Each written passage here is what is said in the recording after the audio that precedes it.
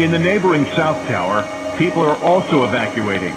But an announcement over the PA system tells workers their building is secure and they can return to their desks. An announcement that will soon have tragic consequences.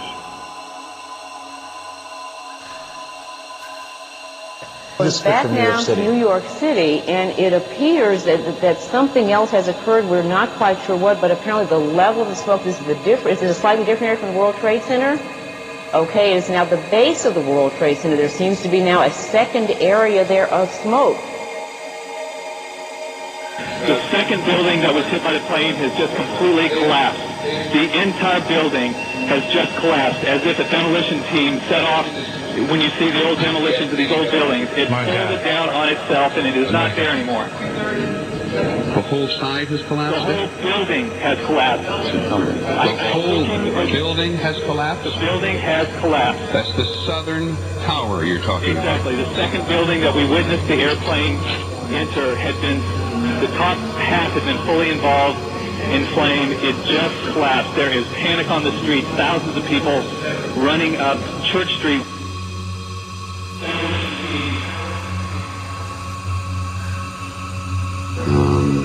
If you wish to bring anybody who's ever watched a building being demolished on purpose knows that if you're going to do this, you have to get at the under infrastructure of a building and bring it down.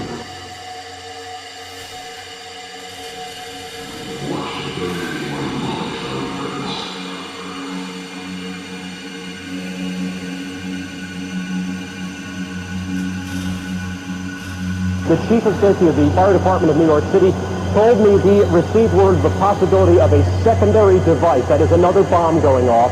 He tried to get his men out as quickly as he could, but he said that there was another explosion which took place. And according to his theory, he thinks that there were actually devices that were planted in the building.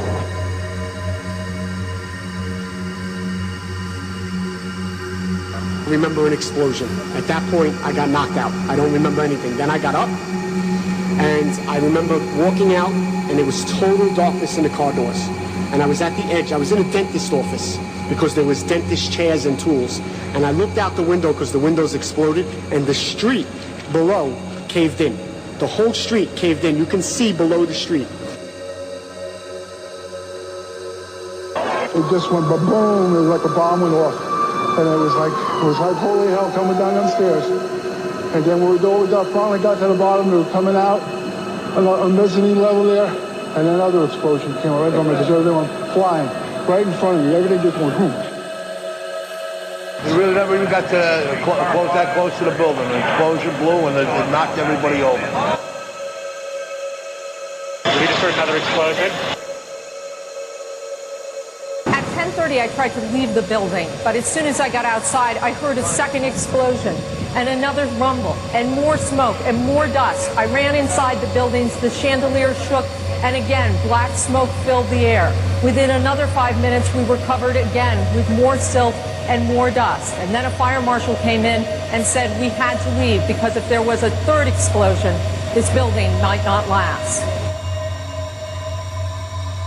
We made it at least 2 blocks, and we started running, floor by floor, instead of popping out. It was if they had detonated. If they were planned to take down a building. Boom, boom, boom, boom, boom, boom, boom. All the way down. I was watching it and running.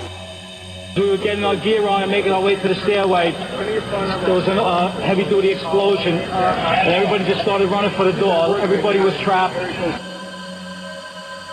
Cars on fire, cars just turned by the force of the explosions. It was like something no one had ever seen.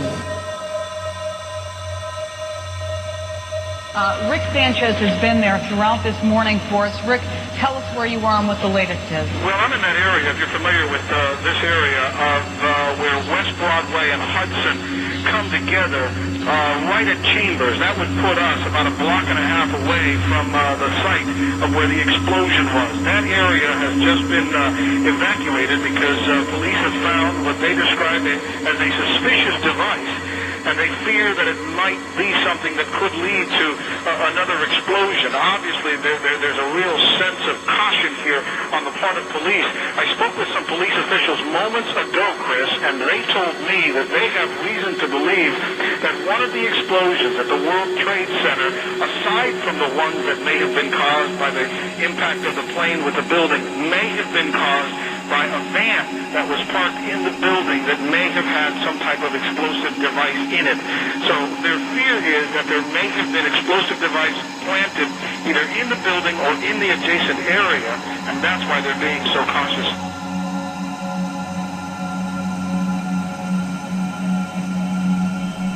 Interestingly, ironically, whatever you want to call it, the World Trade Center just hired 2 weeks ago the head of the FBI's National Security Division for Counterterrorism in New York to augment and take over their security.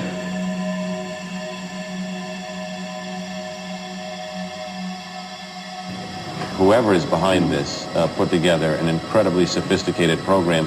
Just the idea that you would have multiple operators in multiple cities with the ability to get onto a plane with either the weaponry or false weaponry or explosives to be able to pull off a hijacking, again, probably with a locked cockpit. 3 of them, maybe.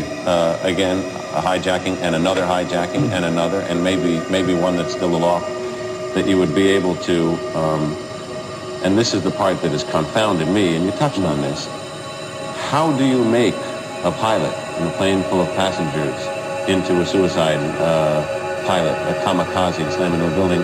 And if you do not, how do you, as the terrorist, have the level of sophistication to take over the controls of a sophisticated airliner jet plane to be able to fly accurately into targets like hitting dead center into the Pentagon, which is a low building? As you pointed out, there's a lot of mystery to this.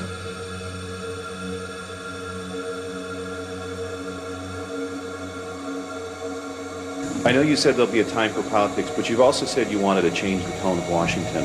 Howard Dean recently seemed to muse aloud whether you had advanced knowledge of 9/11. Do you agree or disagree with the RNC that this kind of rhetoric borders on political hate speech? Yeah. Look, there's time for politics. And, it's time for politics. And it's an absurd insinuation.